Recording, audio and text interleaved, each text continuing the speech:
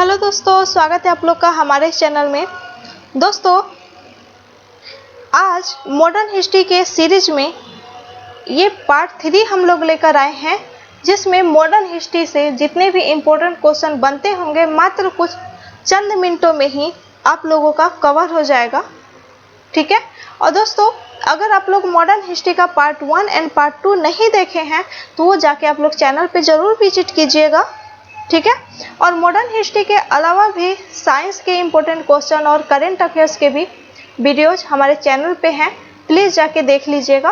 और क्वेश्चन की तरफ बढ़ने से पहले दोस्तों, आप लोगों से एक रिक्वेस्ट है कि प्लीज़ हमारे चैनल को सब्सक्राइब कीजिएगा, वीडियोज़ को ज़्यादा से ज़्यादा लाइक और शेयर कीजिएगा और बेल आइकन दबा दीजिएगा ताकि लेटेस्ट वीडियोज़ आप लोगों तक पहुंचता रहे। ठीक है।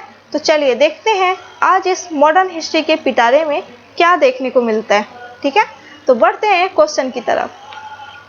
सन 1934 ईस्वी में पटना में ऑल इंडिया कांग्रेस सोशलिस्ट सम्मेलन के अध्यक्ष कौन थे? जी, अगर ये पूछे कि ऑल इंडिया कांग्रेस सोशलिस्ट सम्मेलन 1934 ईस्वी में कहाँ हुआ था, तो अपने बिहार की राजधानी पटना में। और इसके अध्यक्ष कौन थे? तो आचार्य नरेंद्र देव। जी, कौन थे? आचार्य नरेंद्र देव। चलिए देख लेते हैं आचार्य नरेंद्र देव। बढ़ते हैं नेक्स्ट क्वेश्चन की तरफ। दोस्तों, 1988 में राजीव गांधी द्वारा प्रस्तावित एक्शन प्लान किससे संबंधित था? 1988 में तत्कालीन प्रधानमंत्री रहे राजीव गांधी, तो उनके द्वारा प्रस्तावित एक्शन प्लान किससे संबंधित था? तो ये था नाभिकीय निशस्त्रीकरण से। तो बढ़ते हैं अगले क्वेश्चन की तरफ। फतहुल मुजाहिदीन के लेखक कौन है? दोस्तों, हम लोग जानते हैं कि बुक और उनके राइटर और समाचार पत्र और उनके संपादक, ये सब एग्जाम में जरूर पूछे जाते हैं, वो मिलान के रूप में दे दिए जाते हैं। ठीक है। तो उस दृष्टिकोण से ये क्वेश्चन आप लोगों के लिए बहुत महत्वपूर्ण है। तो फतहुल मुजाहिदीन के लेखक हैं टीपू सुल्तान। कौन है? टीपू सुल्तान। और टीपू सुल्तान के पिता कौन है? ठीक है। तो हैदर अली थे। टीपू सुल्तान के पिता कौन थे? हैदर अली। और हैदर अली मात्र अपने बुद्धि और विद्वत्ता के बल पे मैसूर में अपना शासन स्थापित किए। ठीक है। और जो आप लोग पढ़े होंगे कि प्रथम आंग्ल मैसूर युद्ध, द्वितीय आंग्ल मैसूर युद्ध हैदर अली और अंग्रेजों के बीच में हुआ था, लेकिन तृतीय आंग्ल मैसूर युद्ध और चौथा आंग्ल मैसूर युद्ध टीपू सुल्तान और अंग्रेजों के बीच में हुआ था। और चौथा आंग्ल मैसूर युद्ध के दौरान ही टीपू सुल्तान की मृत्यु हो गई थी। उसी के दौरान ये जो मैसूर वंश हैदर अली ने अपना स्थापित किया था वो धीरे धीरे पतन की ओर जाने लगा। और अगर ये पूछा जाए कि टीपू सुल्तान ने अपनी राजधानी कहाँ स्थापित किए थे, तो ये थे श्रीरंगपट्टनम में। मैसूर का शेर भी कहा जाता है टीपू सुल्तान को। ठीक है, तो याद रखिएगा। चलिए बढ़ते हैं नेक्स्ट क्वेश्चन की तरफ। भारत के सबसे पुराने trade union all India trade union Congress की स्थापना किस वर्ष की गई थी? चलिए इसका आंसर जानने से पहले ये जान लेते हैं कि all India trade union Congress की स्थापना क्यों की गई थी। तो इसकी स्थापना जो है मजदूरों की बात रखने के लिए, उनको एक संघ स्थापित करने के लिए। ठीक है। मजदूरों की प्रॉब्लम, उनकी बात, उनसे रिलेटेड जो भी प्रॉब्लम है, उन सबको एक बड़े स्तर पर रखने के लिए ये एक तरह से संगठन बनाया गया। संगठन का नाम क्या था? All India trade union Congress. और इसकी स्थापना कब हुआ था? 1920 ईस्वी में। और इसके संस्थापक कौन थे? एम.एन. जोशी। जी दोस्तों, संस्थापक कौन थे? एम.एन. जोशी। और अध्यक्ष कौन रहे? लाला लाजपत राय। ठीक है, जिन्हें हम पंजाब केसरी के भी नाम से जानते हैं, लाला लाजपत राय को। बढ़ते हैं अगले क्वेश्चन की तरफ। ब्रिटिश वस्तुओं का बहिष्कार निम्नलिखित में से किससे संबंधित है? तो ब्रिटिश वस्तुओं का बहिष्कार ये स्वदेशी आंदोलन के तहत स्वीकारा गया था। यह स्वदेशी आंदोलन कब हुआ था? 1905 ईस्वी में बंगाल विभाजन की घोषणा के दौरान। और उस समय गवर्नर कौन थे? Curzon, Lord Curzon. ठीक है। और स्वदेशी आंदोलन में ये मुहिम चलाया गया था कि ब्रिटिश वस्तुएं जो भी होंगी हम उनका उपयोग नहीं करेंगे, जो वस्तुएं मात्र हमारे भारत में बनी होंगी हम उन्हीं का उपयोग करेंगे। ठीक है। और हाँ, साथ ही ये भी देख लेते हैं कि होम रूल आंदोलन, होम रूल आंदोलन एनी बेसेंट और बाद में बाल गंगाधर तिलक के द्वारा चलाया गया आंदोलन था। और असहयोग आंदोलन जो कि 1920 ईस्वी में महात्मा गांधी के द्वारा आंदोलन चलाया गया। भारत छोड़ो आंदोलन, जिन्हें हम सब अगस्त क्रांति के भी नाम से जानते हैं, क्योंकि ये आंदोलन 9 अगस्त 1942 ईस्वी को शुरू हुआ था। ठीक है। और इसी आंदोलन के तहत महात्मा गांधी ग्वालियर टैंक मैदान में करो या मरो का नारा दिए थे। तो बढ़ते हैं नेक्स्ट क्वेश्चन की तरफ। नील दर्पण नामक नाटक किससे संबंधित था? तो ये नील दर्पण जो नाटक है ये नील विद्रोह से संबंधित था। यहाँ पे आप लोगों को एक बात स्पष्ट करना चाहती हूँ कि देखिए, नील विद्रोह और चंपारण विद्रोह दोनों में बहुत बड़ा डिफरेंस है। ठीक है। दोनों का मकसद तो एक ही था, दोनों नील की खेती से परेशान थे किसान, लेकिन डिफरेंस बहुत था। नील विद्रोह 1859-60 ईस्वी में बंगाल में ये विद्रोह हुआ था, लेकिन चंपारण विद्रोह एक तिनकठिया प्रणाली, ये नील से भी संबंधित था, लेकिन जो मेन था तिनकठिया प्रणाली के लिए, तो 1917 में बिहार के चंपारण में शुरू हुआ।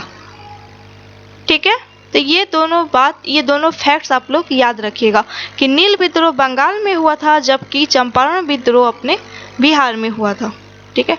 नील दर्पण ये नाटक के नाटककार या रचनाकार कौन थे? तो दीनबंधु मित्र। ये भी बहुत बार एग्जाम में पूछा गया था।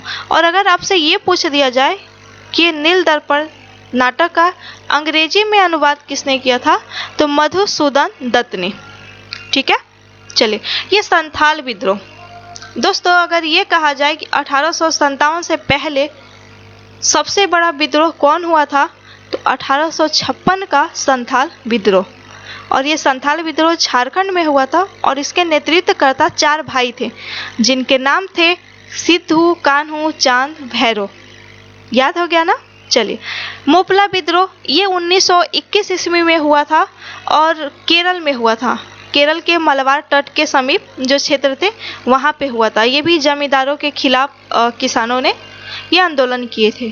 और ये मोपला विद्रोह अगर ये पूछा जाए कि किस आंदोलन से प्रेरित था, तो ये 1920 में जो असहयोग आंदोलन गांधी जी के द्वारा चलाया गया था उससे प्रेरित था। बढ़ते हैं नेक्स्ट क्वेश्चन की तरफ। आज़ादी के समय कांग्रेस के अध्यक्ष कौन थे? तो आज़ादी के समय कांग्रेस के अध्यक्ष थे JV कृपलानी और ये झंडा समिति के भी अध्यक्ष रहे। ठीक है। और कांग्रेस की स्थापना कब हुई थी? ठीक है। कांग्रेस की स्थापना कब हुई? 1885 ईस्वी में। चलिए, बढ़ते हैं नेक्स्ट क्वेश्चन की तरफ। ये खिलाफत आंदोलन। ठीक है। खिलाफत आंदोलन के प्रमुख नेता कौन थे? दोस्तों, आप लोग कमेंट बॉक्स में हमें ये बताइएगा कि खिलाफत आंदोलन कब चलाया गया। ठीक है। इनके नेता तो थे मोहम्मद अली और शौकत अली, लेकिन ये कब चलाया गया? तो ये चलाया गया 1920 ईस्वी में। कब? 1920 ईस्वी में। और इसमें महात्मा गांधी अपना पूरा सहयोग दिए थे। तो बढ़ते हैं नेक्स्ट क्वेश्चन की तरफ। भगत सिंह, राजगुरु, सुखदेव और जयगोपाल किस षड्यंत्र में शामिल थे?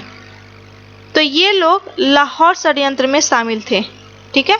और ये लाहौर षड्यंत्र क्या था कि भगत सिंह, राजगुरु, सुखदेव और चंद्रशेखर आजाद ये लोग अपने साथी यानी लाला लाजपत राय की मौत का बदला लिए थे।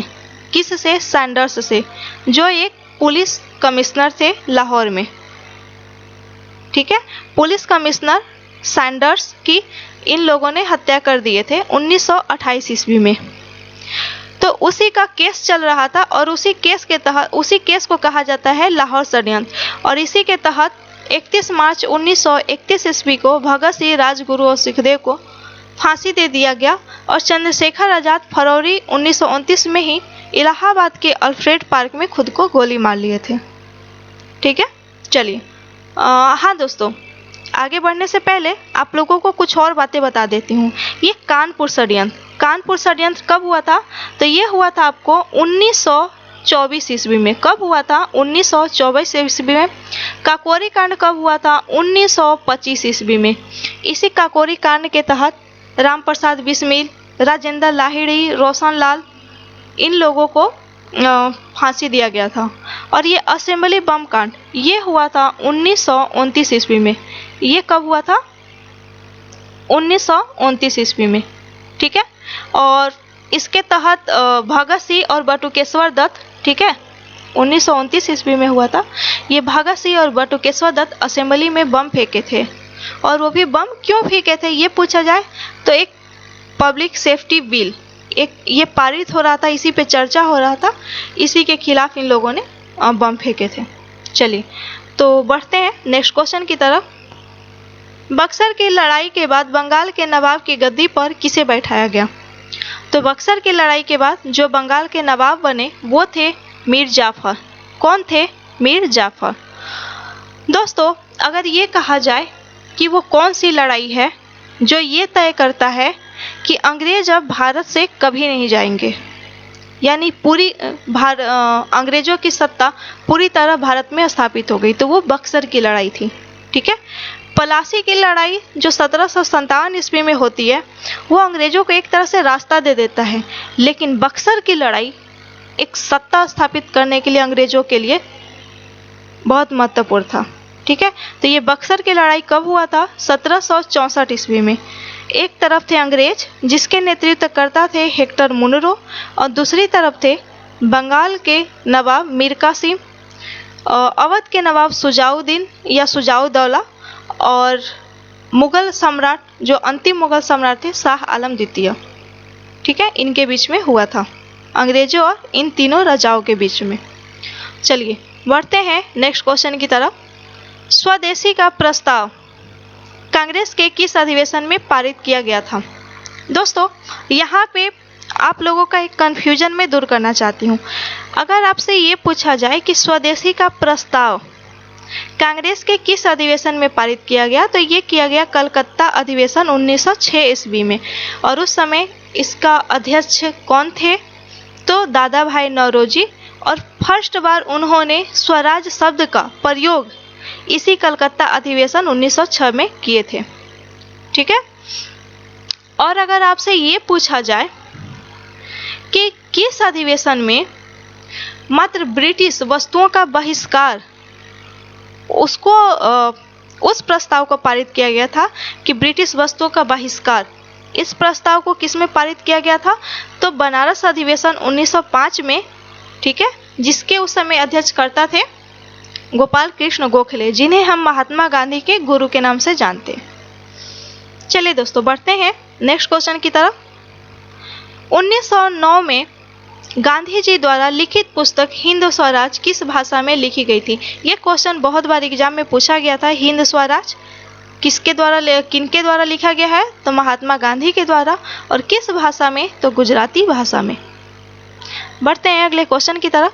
लॉर्ड कॉर्नवालिस को निम्नलिखित में से किस युद्ध में उनके प्रदर्शन के लिए मार्केस कॉर्नवालिस की उपाधि दी गई थी? ठीक है, तो इन्हें ये मार्केस कॉर्नवालिस जो तीसरा आंग्ल मैसूर युद्ध हुआ था इसके दौरान दिया गया था। प्रथम आंग्ल मैसूर युद्ध और दूसरा आंग्ल मैसूर युद्ध हैदर अली और अंग्रेजों के बीच में हुआ था, लेकिन ये तीसरा और चौथा आंग्ल मैसूर युद्ध टीपू सुल्तान और अंग्रेजों के बीच में हुआ था। ठीक है, ये चौथा आंग्ल मैसूर युद्ध के दौरान ही टीपू सुल्तान की मौत हो गई थी और उसी के तहत मैसूर का जो शासन स्थापित किया गया था हैदर अली के द्वारा वो धीरे धीरे पतन किया जाने लगा। ठीक है, चलिए बढ़ते हैं नेक्स्ट क्वेश्चन की तरफ। सुगोली की संधि ब्रिटिश ईस्ट इंडिया कंपनी और भारत के निम्नलिखित में से किस पड़ोसी देश के बीच हुई थी? तो ये जो पड़ोसी देश था वो था नेपाल। नेपाल और ईस्ट इंडिया कंपनी के बीच में हुई थी सुगोली की संधि और ये कब हुआ था? तो 1815 ईस्वी में। कब हुआ था? नोट कर लीजिएगा। ठीक है, 1815 ईस्वी में। 1815 ईस्वी में। चलिए बढ़ते हैं नेक्स्ट क्वेश्चन की तरफ। शिवाजी के बाद निम्नलिखित में से किसे गुरिल्ला युद्ध का विशेषज्ञ माना जाता है?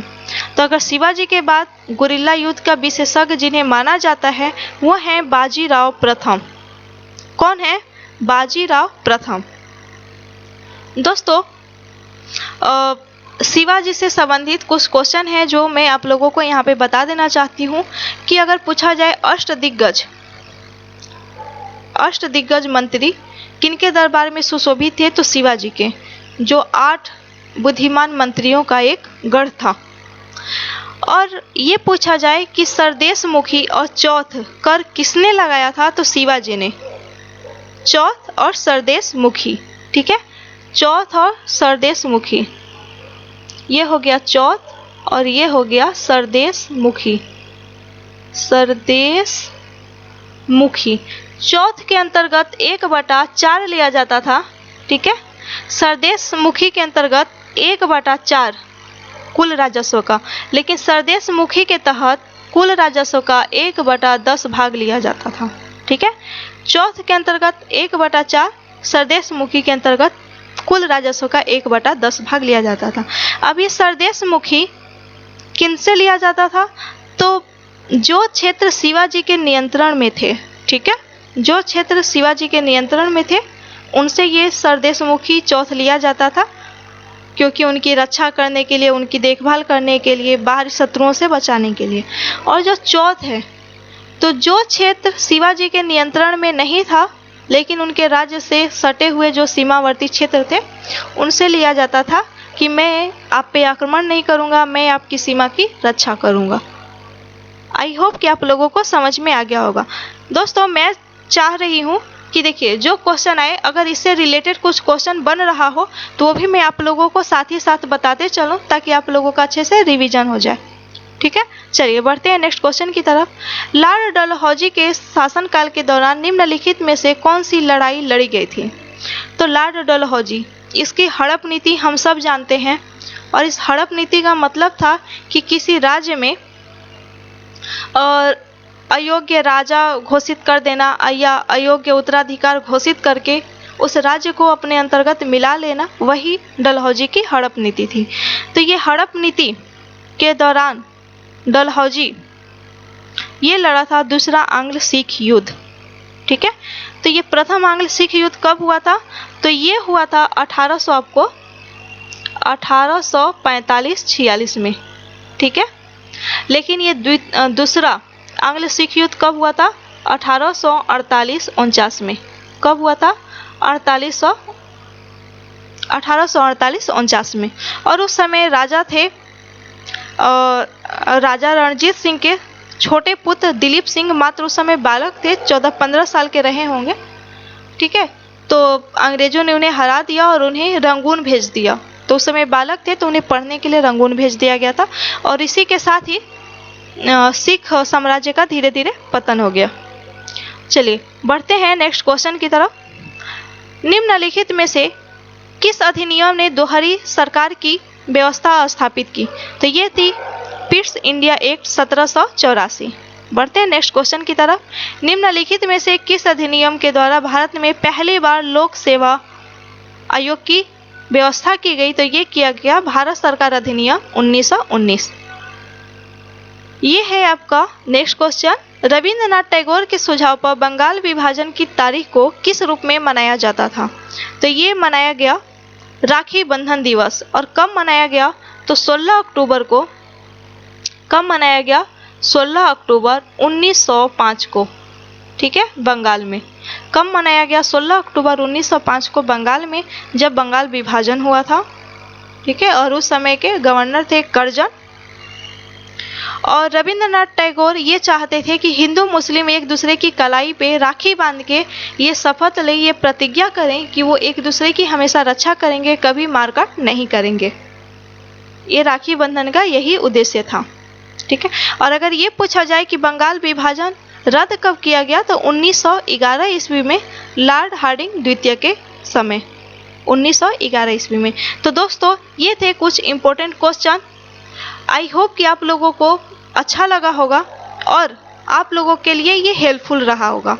तो मिलते हैं नेक्स्ट वीडियो में कुछ और इम्पोर्टेंट क्वेश्चन के साथ। तब तक के लिए दोस्तों धन्यवाद।